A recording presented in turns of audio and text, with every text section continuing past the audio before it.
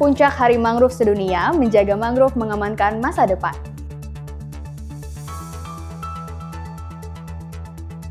Percepat pelaksanaan program prioritas ketahanan pangan, KKP perkuat kolaborasi nasional.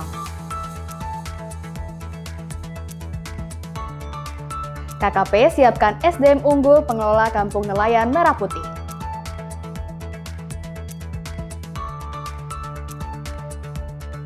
KKP percepat operasional tambak budidaya perikanan pasca bencana di Sumatera.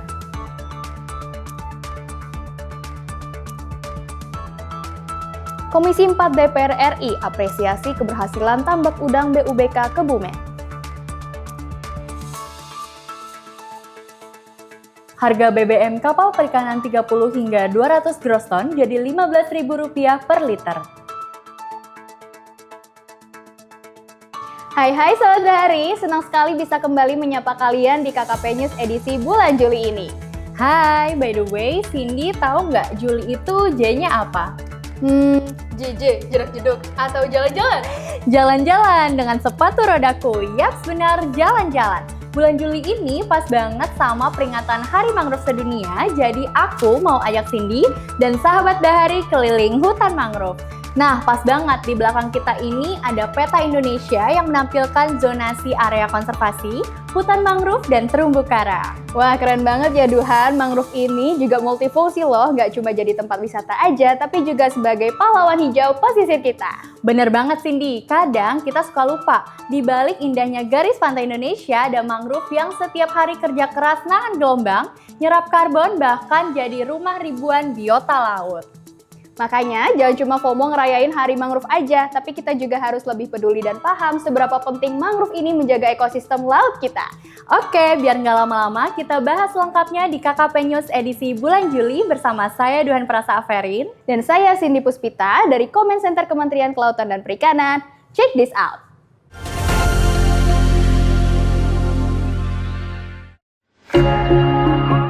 Dalam perayaan Puncak Hari Mangrove Sedunia, Menteri Kelautan dan Perikanan Sakti Wahyu Trenggono menegaskan pentingnya rehabilitasi mangrove sebagai salah satu penopang produktivitas sektor kelautan dan perikanan serta ketahanan pangan saat ini. Menurutnya, upaya rehabilitasi mangrove memerlukan sinergi seluruh pihak agar tidak hanya dilakukan secara masif, namun juga memberikan dampak nyata dan berkelanjutan. Dalam 3 dekade terakhir, Indonesia disebut telah kehilangan sekitar 40% ekosistem mangrove, dengan laju kerusakan mencapai sekitar 52.000 hektar per tahun. Pun demikian, sekitar 19,26% mangrove di Indonesia berada dalam kondisi kritis. Kerusakan tersebut dipengaruhi berbagai faktor, mulai dari kondisi alam hingga tekanan akibat meningkatnya aktivitas dan populasi manusia. KKP meyakini bahwa mangrove yang sehat akan menciptakan pesisir yang tangguh, laut yang produktif, dan masyarakat yang lebih sejahtera. Oleh karena itu, keberhasilan rehabilitasi mangrove tidak hanya diukur dari jumlah pohon yang ditanam, tapi juga dari pulihnya fungsi ekologis serta bertambahnya manfaat ekonomi bagi masyarakat pesisir. Hadirin sekalian, mengakhiri sambutan ini, KKP berkomitmen untuk terus bersinergi dengan seluruh pemangku kepentingan dalam menjaga, memulihkan, dan mengelola ekosistem mangrove Indonesia. Menteri Trenggono juga menyebutkan keberhasilan pemulihan mangrove bergantung pada kolaborasi seluruh pemangku kepentingan melalui kebijakan terpadu, pemanfaatan sains, pemberdayaan masyarakat, serta penguatan pendanaan, pengawasan, dan edukasi publik. Penanaman mangrove serentak dilakukan di berbagai wilayah Indonesia, mulai dari Pulau Sumatera, Jawa, Kalimantan, Sulawesi, hingga Papua. Pada kesempatan yang sama, sejumlah pemerintah daerah turut menyampaikan masukan dan kondisi di wilayahnya terkait upaya rehabilitasi mangrove melalui telekonferensi. Berbagai masukan tersebut menjadi bagian penting dalam memperkuat sinergi antar pemangku kepentingan. Melalui perayaan Puncak Hari Mangrove Sedunia yang digelar di kawasan ekowisata Batu Lumbang, Denpasar, Bali, pesan untuk menjaga mangrove kembali ditegaskan, karena menjaga mangrove hari ini berarti menjaga pesisir, menjaga kehidupan, dan mengamankan masa depan generasi mendatang. Guna meningkatkan kesejahteraan masyarakat dan pertumbuhan ekonomi, khususnya di sektor kelautan dan perikanan, ada 6 program prioritas nasional di bawah Kementerian Kelautan dan Perikanan yang berfokus pada ketahanan pangan. Untuk mempercepat dan menyukseskan pelaksanaan program ini, KKP mengajak seluruh pihak untuk bergerak bersama. Berikut informasi selengkapnya. Kementerian Kelautan dan Perikanan mengajak seluruh pihak mulai dari kementerian pusat maupun daerah, akademisi, pelaku usaha, hingga masyarakat untuk memperkuat kolaborasi guna mempercepat pelaksanaan program prioritas nasional. Saat ini terdapat program prioritas pembangunan nasional sektor kelautan dan perikanan, yaitu pembangunan kampung nelayan merah putih, budidaya ikan darat tematik, swasembada garam nasional, program revitalisasi tambak pantura, hingga pembangunan kawasan tambak udang terintegrasi di Waingapu. Hal ini disampaikan pada Rapat Koordinasi Nasional bertema Akselerasi PKPN Sektor KP Mendukung Swasembada Pangan pada awal Juli lalu yang diikuti oleh berbagai pihak terkait. Menteri Trenggono menjelaskan, 6 program prioritas memiliki peran strategis dalam mendukung agenda pembangunan nasional, sekaligus implementasi Astacita Presiden, khususnya dalam memperkuat kedaulatan pangan melalui penyediaan protein ikan dan garam. Kedepannya, program prioritas ini dilaksanakan dengan melibatkan seluruh komponen masyarakat secara aktif, mulai dari perencanaan, pelaksanaan, hingga evaluasi. Hal ini dilakukan agar memastikan program yang dijalankan dapat menjawab kebutuhan dan potensi lokal, memperkuat rasa memiliki masyarakat, serta meningkatkan efektivitas dan keberlanjutan pembangunan di wilayah pesisir. Kami berharap seluruh program yang telah direncanakan dapat kita kawal bersama hingga tahap implementasi, sehingga memberikan manfaat nyata bagi masyarakat melalui peningkatan pertumbuhan ekonomi daerah, penguatan ketahanan pangan, penciptaan lapangan kerja, serta peningkatan kesejahteraan masyarakat. Pada pertemuan ini, Ketua Komisi 4 DPR RI, Siti Hediati Soeharto, turut hadir dan mengapresiasi pelaksanaan kegiatan koordinasi yang melibatkan seluruh pihak. Dengan kolaborasi semua pihak, program prioritas sektor kelautan dan perikanan dapat berjalan dengan lancar dan tepat sasaran. Dengan koordinasi yang kuat, dukungan anggaran yang memadai, dan pengawasan yang berkelanjutan, sektor kelautan dan perikanan optimis menjadi penggerak ekonomi dan ketahanan pangan nasional. Ragamkan perspektif Anda dengan berbagai program kami di KKP Channel. Selamat berjumpa kembali dalam Program KKP News. Jadi Kevin 77 tahun 2000. Halo sahabat BRI, apa kabarnya? Informatif, interaktif, edukatif. Kampung Nelayan Merah Putih menjadi salah satu program prioritas nasional KKP yang tidak hanya berfokus pada pembangunan infrastruktur aja, tapi juga memastikan SDM pengelolanya memiliki kompetensi manajerial, kewirausahaan, dan kemampuan mengelola usaha agar memberikan manfaat bagi masyarakat pesisir. Kementerian Kelautan dan Perikanan menyiapkan 573 pelatih manajerial untuk mendukung program Kampung Nelayan Merah Putih. Training of Trainers berlangsung pada 6 hingga 10 Juli 2026 secara serentak di Bogor, Bandung, Surabaya, dan Makassar.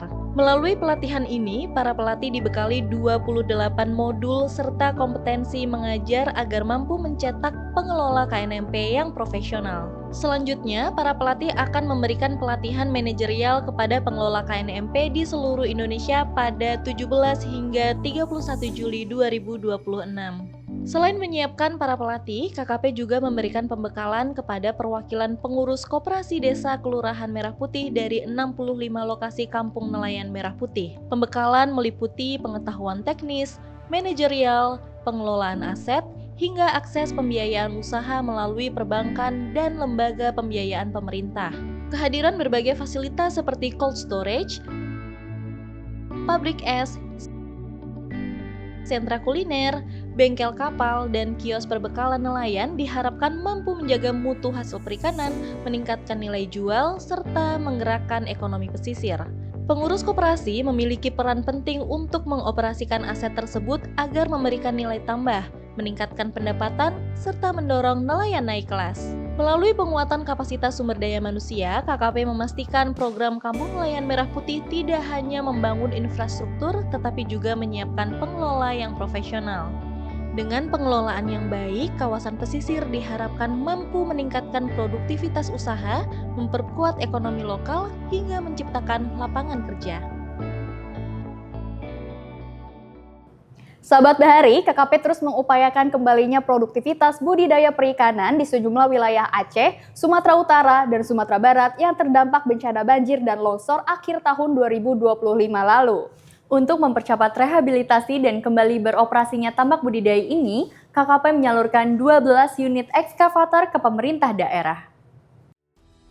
Penyerahan bantuan 12 unit eskavator berlangsung secara simbolis dalam acara Rapat Kerja Nasional Program Kerja Prioritas Sektor Kelautan dan Perikanan di Gedung Mina Bahari 3, Jakarta Pusat pada awal Juli lalu. Penyerahan dilakukan langsung oleh Menteri Kelautan dan Perikanan Sakti Wahyu Trenggono dan Menteri Koordinator Bidang Pangan Zulkifli Hasan kepada para pemimpin daerah yang hadir dalam Rakornas. Bantuan eskavator bertujuan untuk memulihkan sarana dan prasarana sektor kelautan dan perikanan, khususnya tambak, kolam, saluran irigasi perikanan, serta akses produksi yang terdampak banjir bandang dan tanah longsor yang terjadi di sejumlah wilayah Pulau Sumatera pada akhir tahun lalu. Alhamdulillah hari ini kita mendapatkan bantuan eskavator dari pusat, dari KKPRI.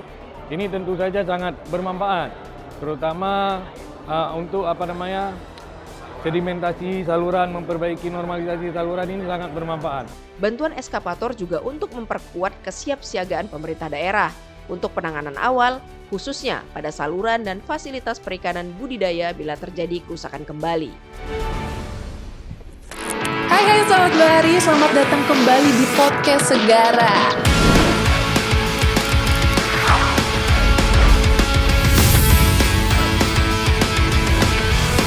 Ngobrolin laut, ngobrolin masa depan, semua ada di Podcast Segara. Saksikan Podcast Segara hanya di KKP Channel. Sahabat Bahari, tambak budidaya udang berbasis kawasan atau BUBK Kebumen di Jawa Tengah mendapatkan apresiasi dari Komisi 4 DPR RI yang dinilai berhasil mengoptimalkan lahan pesisir menjadi kawasan produksi udang modern, produktif, dan berorientasi ekspor. Ketua Komisi 4 DPR RI Siti Hediati Soeharto bersama anggota Komisi 4 DPR RI meninjau langsung kawasan BUBK Kebumen. Dalam kunjungannya, Komisi 4 DPR RI melihat operasionalisasi tambak, melakukan penanaman pohon, mengikuti kegiatan panen udang sekaligus melakukan penebaran sebanyak 10,24 juta ekor benur pada 32 petak tambak sebagai awal operasional siklus ke-9. Hasilnya luar biasa. Jadi 1 hektar bisa 40 ton ya, dan ini udah ada yang nampung, udah ada yang beli itu. Udangnya segar-segar, bagus-bagus kualitasnya untuk mudah-mudahan untuk ekspor tidak ada masalah apa-apa. Siti Hediati Soeharto menilai kawasan BUBK Kebumen tidak hanya menjadi sentra produksi udang, tetapi juga berfungsi sebagai pusat pembelajaran bagi masyarakat dan pelaku usaha dalam menerapkan teknologi budidaya yang modern dan berkelanjutan. Direktur Jenderal Perikanan Budidaya Kementerian Kelautan dan Perikanan, TB Hairul Rahayu menjelaskan bahwa kawasan seluas 100 hektar ini dikembangkan dengan menerapkan cara budidaya ikan yang baik atau CBIB.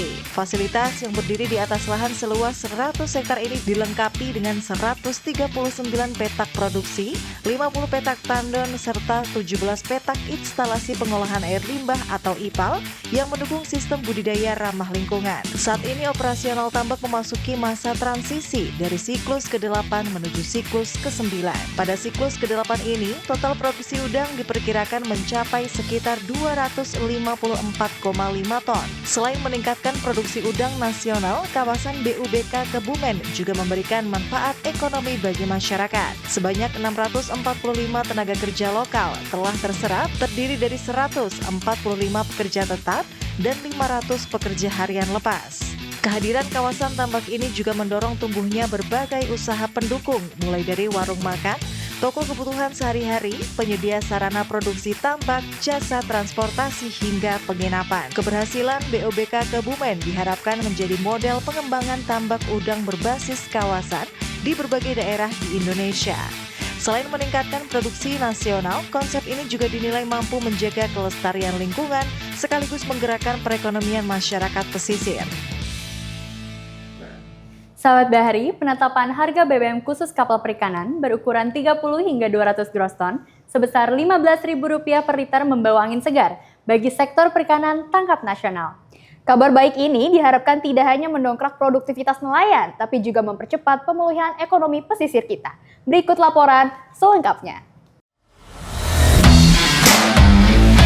Kementerian Kelautan dan Perikanan menyiapkan skema penyaluran BBM jenis solar dengan harga khusus untuk nelayan. Sesuai arahan Presiden Prabowo Subianto, bagi kapal perikanan berukuran antara 30 hingga 200 gross ton, BBM solar ditetapkan sebesar Rp15.000 per liter. Skema ini dijalankan untuk memastikan penyaluran BBM tepat sasaran bagi nelayan, serta tidak menimbulkan penyimpangan di lapangan. Penyaluran BBM harga khusus akan dilaksanakan melalui mekanisme yang ketat dan akuntabel untuk memastikan penyaluran tepat sasaran serta mencegah kebocoran. Kebijakan ini bersifat stimulus hingga 31 Desember 2026 dan akan dievaluasi. Penerima BBM harga khusus memiliki persyaratan yang harus dipenuhi. Di antaranya, kapal memiliki izin aktif berupa CP atau SIKP, aktif melakukan penangkapan ikan yang dibuktikan dengan persetujuan berlayar menuju daerah penangkapan dalam 6 bulan terakhir, telah memasang sistem pemantauan kapal perikanan atau vessel monitoring system dan dalam kondisi aktif.